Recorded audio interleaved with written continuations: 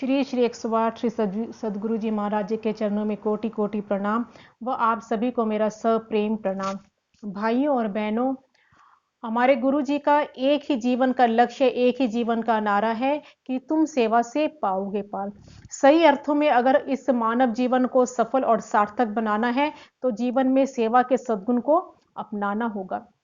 गुरु महाराज क्या कहते हैं कि ये कलयुग का समय चल रहा है। कलयुग में हमारे पास बहुत ज्यादा समय नहीं होता है।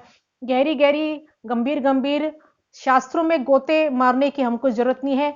ज्ञान जो है वो हमको अपने जीवन के एक्सपीरियंस से ही, आमने सामने संसार में लोगों को, परिस्थितियों को देखने से ही हमें बहुत ज्ञान मिल सकता है। अगर हम आंख खोल के देखें तो, अपनी आंखों को खोल के रखें तो, जीवन की घटनाओं को नजरअंदाज ना करें, लोगों को अगर नजरअंदाज ना करें तो ज्ञान तो हमको संसार में ही बहुत मिल जाता है। ऐसे ही एक बहन ने अपने जीवन में लक्ष्य बनाया कि साल में कम से कम 2 बार मैं अपने जीवन में ब्लड डोनेट जरूर करूंगी। उसके जीवन में एक ऐसी घटना घटी जिससे उसने ये जीवन में सेवा का सबक उसको मिला। उसके जीवन में घटना यूं घटी कि वह भुवनेश्वर गई हुई थी एक ट्रेनिंग कोर्स के लिए, और आज उसका ट्रेनिंग का कोर्स खत्म हुआ और कल उसके बेटे का बर्थडे था जो कि 3 साल का था। और उसने अपने बेटे को वायदा किया था कि मैं ट्रेनिंग पूरी कर कर तुम्हारे बर्थडे वाले दिन जरूर मैं पहुंच जाऊंगी, तुम अपने दोस्तों को बुला लेना। तो आज उसकी ट्रेनिंग खत्म हुई। वो एक्साइटेड थी कि आज रात को ही मुझे बस पकड़कर सुबह तक मेरे को घर पहुंच जाना है और कल मुझे मेरे बर्थडे का, बेटे का बर्थडे सेलिब्रेट करना है। और वो भी बहुत एक्साइटेड थी घर पहुंचने के लिए, और उसका बेटा भी बेसब्री से इंतजार कर रहा था। तो ट्रेनिंग पूरी हुई। ट्रेनिंग पूरी होने के बाद उसने झट से वह रवाना हुई और उसने बस स्टैंड जाकर बस पकड़ी, और बाई चांस उसको बस भी समय पर मिल गई और वो बैठ गई। बस में बहुत भीड़ थी और रात का समय था तो सबकी आंख भी लग गई। लेकिन थोड़ी देर में क्या हुआ कि एक झटका लगा बस को, और झटके के साथ सभी पैसेंजर्स की आंख खुल गई।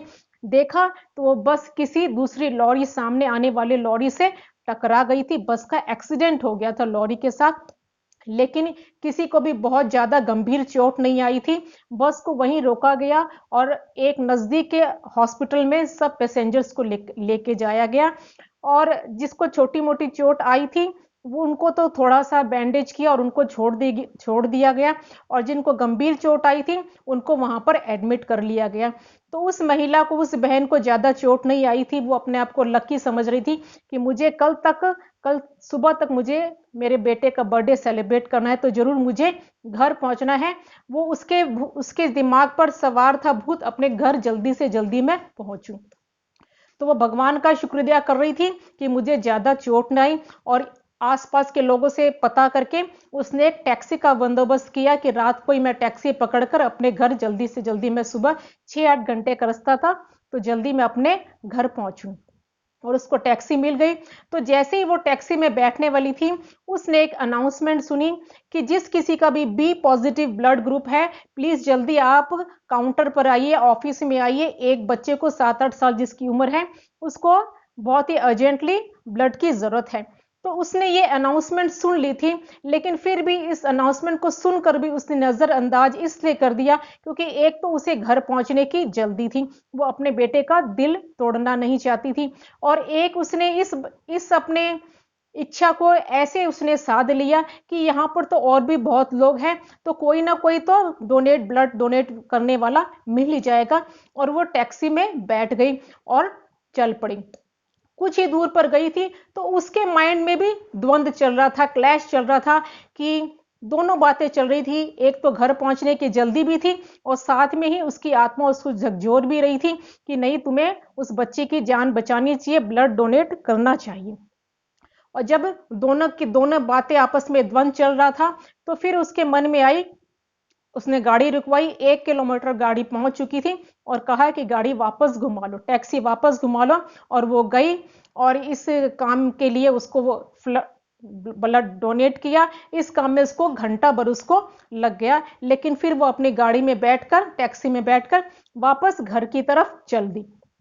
और चलने के बाद जब सुबह वो अपने घर पहुंची तो देखी कि घर पर बड़ा सा ताला लगा हुआ है, और पड़ोसियों से पूछने में पता चला कि उसके उसके पति उसके बच्चे को लेकर 3 साल के बच्चे को लेकर हॉस्पिटल में पहुंचे हुए हैं और जाने पर पता चला कि उसके बेटे का जब वो पिछले दिन स्कूल से आ रहा था तो एक स्कूटर से उसका एक्सीडेंट हो गया था। उसको काफी गंभीर चोट आई थी और जिस किसी ने भी उसको देखा वहीं पर रोड के एक राहगीर ने उसको देखा और उसको हॉस्पिटल में एडमिट करवाया और बहुत उसका सड़क सड़क के टकराकर उसका सिर टकरा गया था, जिसकी वजह से उसका खून भी बहुत बह गया था और उसी जिसने उसको एडमिट किया था उसी आदमी ने उसको ब्लड भी डोनेट किया, जिसके कारण उसके बेटे की जान बची थी।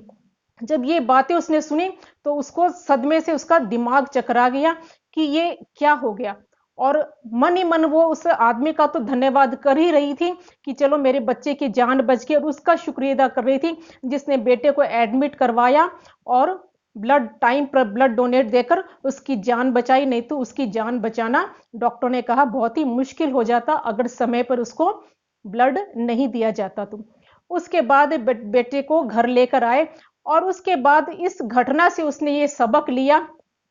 पहली बात तो उसने भगवान का शुक्रिया अदा करा कि जो वो ब्लड डोनेट कर कर आई वो तो टैक्सी में बैठकर अपने घर की तरफ रवाना हो ही चुकी थी, लेकिन उसने भगवान का शुक्रिया अदा करा कि समय पर उसको भगवान ने सद्बुद्धि दे दी। अगर उसने उस बच्चे को जिसको 7-8 साल के बच्चे को जिसको ब्लड की जरूरत थी, अगर उस बच्चे को ब्लड नहीं दिया होता तो वो पूरे जीवन भर अपने आप को माफ नहीं कर पाती इस हरकत के लिए, अपने आप को जीवन भर उसकी आत्मा उसको कोसती रहती।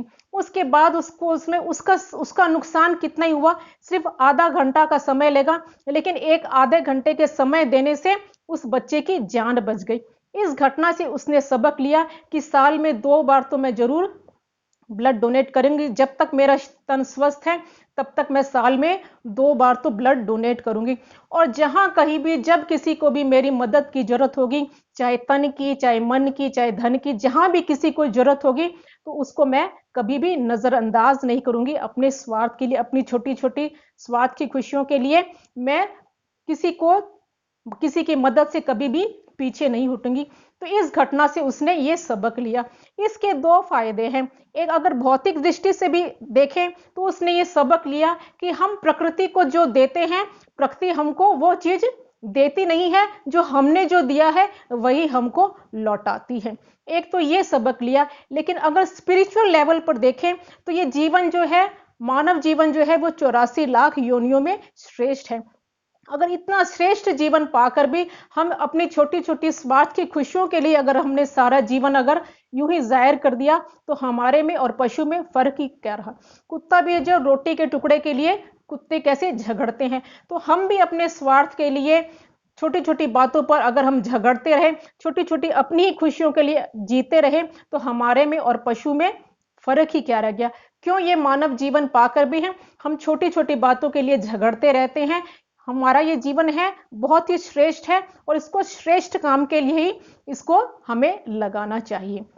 और एक और ऐसा प्रसंग है कि ये प्रसंग सुनकर क्या होता है, हमको भी इंस्पिरेशन मिलता है कि इस चीज को हम अपने जीवन में अपनाएं और इसका लाभ उठाएं। ये सेवा का लाभ क्या है कि इत भी धन धन और उत भी धन धन। जीते जी भी हम जो देंगे वो तो सूद समेत हमको आकर मिलेगा ही, लेकिन हमको सेवा करनी है निष्काम भाव से, कुछ पाने के लिए नहीं। तो जीते जी तो हम निहाल हो ही जाएंगे, लेकिन जब ये शरीर छूटेगा उसके बाद भी हमारी परमात्मा के धाम में हमारी सीट पक्की रहेगी। एक और ऐसा ही एक व्यक्ति अपने जीवन की एक्सपीरियंस बता रहे थे कि उनको माधव नाम के व्यक्ति वो बता रहे थे कि एक बार मुझे अपने नाना के मित्र के यहाँ पर रहने का मुझे अवसर मिला और उनकी उम्र कितनी थी, नाना के मित्र की उम्र कितनी थी, 90 वर्ष। उन्होंने देखा कि 90 साल की उम्र में भी उसके नाना जी के जो मित्र हैं वो इतने ही एनर्जेटिक है, इतने ही एक्टिव है और उनका तन भी स्वस्थ है कि हर काम वे अपना काम तो करते ही करते हैं और दूसरों की सेवा में भी जितना हो सके तन से भी सेवा करते हैं, मन से भी करते हैं और धन से भी करते हैं। तन में उनके काफी एक्टिव है और मन में भी जोश है, तन में भी स्फूर्ति है और स्वभाव भी बड़ा विनम्र है। तो वे ये समझ नहीं पा रहे थे कि उनकी सेहत का, तन मन धन इनकी स्वस्थता का राज क्या है। तो कुछ दिन वे उनके साथ रहे। तो उनके साथ रहकर उन्होंने जाना कि इनकी इस खुशी का, इन एक्टिवनेस का, इस एनर्जेटिक का, जोश का, उत्साह का, उमंग का राज क्या है। वे एक रिटायर्ड ऑफिसर थे, रेलवे में ऑफिसर थे। 30 साल उनको रिटायर हुए हो चुके थे और उन्होंने अपना जीवन ऐसा बना रखा था कि धन से भी जब कोई आ जाता पैसे मांगने की, जिसको भी जरूरत होती, तो वो झट से कभी किसी को इनकार नहीं करते थे। धन से भी सेवा करते थे। उनको एक पेंशन भी मिलती थी, तो अपनी पेंशन को भी, जो कोई भी उनके मांगने आ जाता था, कभी उसको खाली हाथ नहीं लौटाती थी। उसके बाद थोड़ा बहुत उनको ज्योतिष का भी नॉलेज था। कोई आ जाता उनसे हाथ दिखाने, पूछने, तो वो भी काम करते थे और उससे भी कभी मांगते नहीं थी, जो वो दे जाता था वो रख लेते। तो वो धन भी वो सेवा में ही लगाते थे और तन से भी हमेशा तैयार रहते थे और स्वभाव भी जो उनका बड़ा विनम्र था। कोई आ जाता, बार बार कुछ पूछता, लेकिन वे कभी भी अपना टेम्पर लूज होने नहीं देते थे, क्योंकि तन मन धन, उन्होंने ये जीवन का उद्देश्य जान लिया था कि हमारा तन मन धन जो है वो सेवा के लिए है। कभी भी छोटी छोटी बात पर वे इरिटेट नहीं होते थे। तो उन्होंने ये जान लिया कि इनकी एक्टिवनेस का, एनर्जी का राज यही है। और उन्हें एक बात का आश्चर्य भी हो रहा था, माधव को आश्चर्य भी हो रहा था कि ये इस उम्र में भी सेवा करते हैं, उन्हें अपने तन की कोई फिक्र नहीं है, ये अपना ख्याल कैसे रखते हैं। तो ये भी उन्होंने जान लिया उनके जीवन से कि जब भी उन्होंने देखा कि जब भी उनको कहीं जाने की जरूरत होती थी, या कभी डॉक्टर के पास जाने की जरूरत हो, या उनको कभी किसी के घर जाना है या मंदिर जाना है, तो ऐसा परमात्मा अपने आप बंदोबस्त कर देते कि कोई ना कोई आ जाता और उनको अपनी गाड़ी में बैठाकर ले जाता।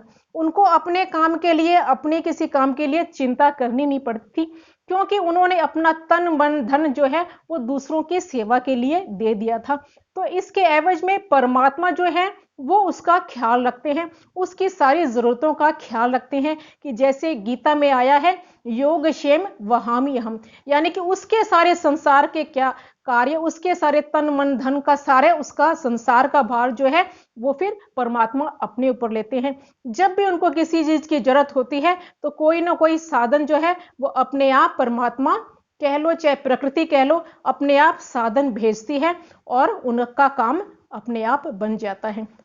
ऐसे ही हमारे गुरु महाराज, माँ गुरु महाराज क्या कहते थे कि अगर तुम मेरी सेवा करना चाहते हो तो तुम समाज सेवा करो।